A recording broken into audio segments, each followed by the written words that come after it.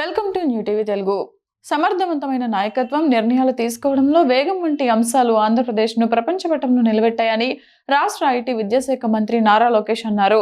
Bank of America ఆధ్వర్యంలో ముంబైలో నిర్వహించిన 2026 ఇండియా కాన్ఫరెన్స్ లో ఆయన పాల్గొన్నారు.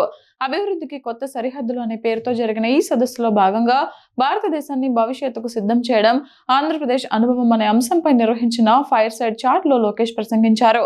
కంట్రీ ఎగ్జిక్యూటివ్ విక్రమ్ సాహు సమన్వయకర్తగా వ్యవహరించిన ఈ కార్యక్రమంలో లోకేష్ రాష్ట్ర ప్రగతి ప్రస్థానాన్ని, భవిష్యత్ ప్రణాళికలను ఆవిష్కరించారు. ఆంధ్రప్రదేశ్ ప్రగతికి ప్రధానంగా 3 కారణాలు ఉన్నాయని లోకేష్ వివరించారు. మొదటిది ముఖ్యమంత్రి చంద్రబాబు నాయుడు సమర్థ నాయకత్వం. నగరాలను నిర్మించడంలో, పారిశ్రామిక ఎకోసిస్టమ్లను అభివృద్ధి చేయడంలో ఆయనకు ఆయనే సాటే.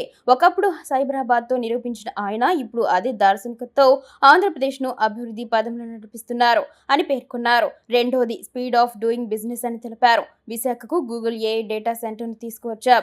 గ్రీన్ స్టీల్ రంగంలో దేశంలోని అతిపెద్ద ఎఫ్డీఐలలో ఒకటైన ఆర్సెలార్ మిట్టల్ ప్రాజెక్టును కేవలం 17 నెలల్లోనే ప్రారంభించగలిగాం.